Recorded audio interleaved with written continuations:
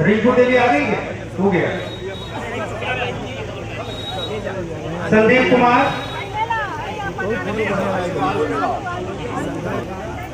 दीदी देवी आप आइए। चलो दीदी देवी मौके पे गए थे बोट से, क्या स्थिति है अभी? ये जो नेशनल हाईवे 31 टूटी हुई है पिछले 2 दिनों से, उसकी मरम्मत का काम चल रहा है, जिसके चलते इधर के कुछ गांवों के लोग प्रभावित हुए हैं। पानी भर गया है। प्रशासन ने पूरी व्यवस्था करके रखा है। गांव में नावें चल रही हैं। उन लोगों के बीच में प्रयास ही किया जा रहा है कि जितने घरों के लोग जिनके निचले हिस्से डूबे हैं उनको यहाँ कैंप बनाया गया, उस कैंप में ला के रखा जाए। बहुत से परिवार हैं जो छोड़ के आने को राज़ी नहीं हो रहे, चूँकि उनका पूरा सामान घरों में भरा है। तो बहुत से परिवार शिफ्ट हो गए हैं। जो लोग बाकी है उनके लिए लगातार नावें चक्रमण कर रही हैं, उनको लाला के बारी बारी से शिफ्ट कराया जा रहा है। दूसरा ये कि एक ताज़ा खाना, फ्रेश खाना बना के 3000 लंच पैकेट अभी तक वितरित हो गया है और 24 घंटा खाना बनाने की प्रक्रिया चल रही है, जिसमें कि पूरा खाना, पूरे परिवार का खाना वितरित किया जा रहा है। सुबह शाम कैंप में अलग खाना दिया जा रहा है। और इसके अलावा 4 प्रकार की चीज़ें हमारी, तिरपाल है, आलू है, राशन की जितनी भी सामग्री हो सकती है घर की आवश्यकता के लिए, उस हिसाब से 2 बड़े पैकेट प्रशासन की तरफ से, माननीय मुख्यमंत्री योगी आदित्यनाथ जी की तरफ से राहत सामग्री का जो पैकेट है उसका वितरण यहाँ कैंप लगा के और लिस्ट बना के पूरे क्षेत्रों में गांव-गांव उसको पहुंचाने की व्यवस्था की जा रही है। तो मुझको लगता है कि इतनी बड़ी घटना के बाद भी धन-जन की कोई हानि नहीं हुई है। NH के लोग, चूँकि यहाँ ऑलरेडी एक काम चल रहा था, तो वो लोग बहुत जल्दी, NDRF की टीम पहुँच गई, हमारे विधायक, पूर्व विधायक सुरेंद्र सिंह जी पहुँच गए, जनप्रतिनिधि लगातार यहाँ चक्रमण कर रहे हैं। दानिश अंसारी जी हमारे मंत्री हैं, वो भी लखनऊ से आके कैंप कर रहे हैं। केतकी सिंह जी हैं, बगल में का क्षेत्र बांसजी उनका है, वो भी यहाँ कैंप कर रही हैं, हमारे जयप्रकाश साहू जी।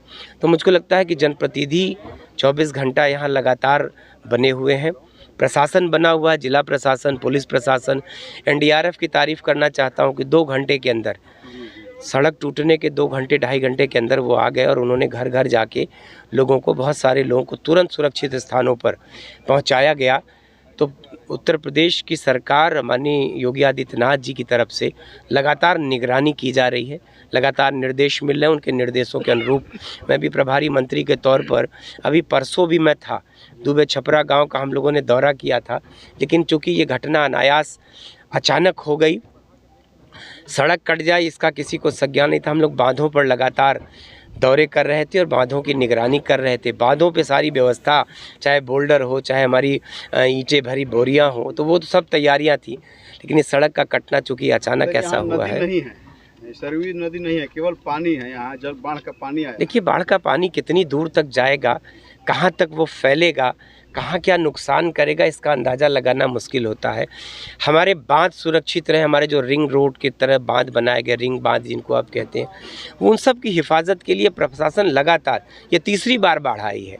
2 बार इसके पहले पानी आके लौट गया, सकुशल रहा। कोई भी अभी तक इस वर्ष में एक भी न पशु की, न व्यक्ति की, न कोई नुकसान बलिया ज़िले का नहीं हुआ। इसलिए कि बलिया ज़िले में लगातार घाघरा और गंगा के किनारे तटबंध का काम पिछले लगातार वर्षों से चल रहा है और योगी जी ने भी आके मुआयना किया था। जो जो निर्देश दिए थे उनके मुताबिक हमारी ये ठोकर बनती है वो लगातार हम बनाते जा रहे हैं। उसके चलते बहुत सा क्षेत्र हमारा सुरक्षित हो गया है और जहाँ कटाव जारी है उनकी भी तैयारियाँ, उसकी भी रूपरेखा, भविष्य की कार्य योजना बना ली गई है। एक ये जो बाढ़ आया है 5-6 दिन से, बिजली काट दी गई है, उसके विकल्प में कोई प्रकाश की व्यवस्था भी? देखिए, जनरेटर लगा के हम लोग तो गांव के रास्तों को तो रोशन कर पा रहे हैं, लेकिन चूंकि बिजली देना बहुत खतरे से खेलने जैसा है, बिजली जारी करते ही बहुत सारा पानी में तार डूबे हुए हैं, पोल खंबे डूबे हुए हैं, तो उससे कोई दुर्घटना ना हो इसी को रोकने के लिए, वरना बिजली काटने का और कोई औचित्य नहीं बनता। लेकिन चूँकि बिजली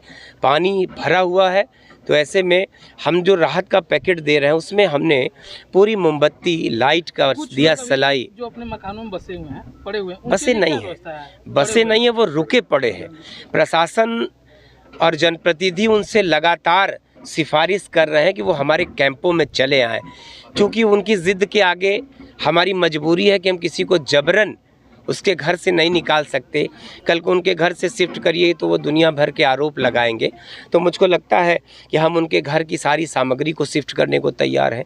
इस पूरे इलाके में नावें लगी हैं, हम लोगों ने प्रत्येक गांव, प्रत्येक बस्ती, जितने भी मजरे हैं उनके मुताबिक नावें लगा के रखा है कि जो व्यक्ति स्वतः आना चाहे, जो व्यक्ति अपनी सामग्री शिफ्ट करना चाहे, उसके लिए प्रशासन की तरफ से कहीं मनाही नहीं है। लेकिन चूंकि उनके साथ कोई ज़बरदस्ती आप नहीं कर सकते, आप भी आप चाहें तो आप उन घरों का दौरा कर लीजिए। शासन के साथ, प्रशासन के साथ आप भी लगातार बने हुए हैं, आपने भी लगातार निगरानी किया है। आप देख लीजिए कि लगातार अनवरत रूप से खाना बन रहा है, सूखा जो हमारे खाद्य सामग्री है उसका वितरण हो रहा, तिरपाल दिया जा रहा कि अगर बरसात होती है अपनी चीज़ों को ढक के वो उसकी हिफाजत कर सके। मुझको लगता है कि कोई कमी शासन प्रशासन की तरफ, हाँ, लगातार जिले की सारी नावें मंगानी पड़े इस इलाके में, अगर यहाँ हमारी ज़रूरतें जैसे जैसे बढ़ती चली जाएंगी।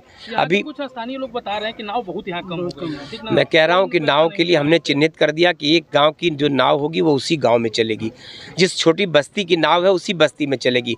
किसी नाव को इधर उधर जाने की ज़रूरत अब नहीं है, और रात को जब सारे लोग सो जाएंगे तभी वह नाव वहाँ से शिफ्ट की जाएगी। ऐसी व्यवस्था हमने पूरे लिस्टवार तय कर दिया है। थोड़ा सा वक्त लग रहा है और नावों को बुलाने के लिए।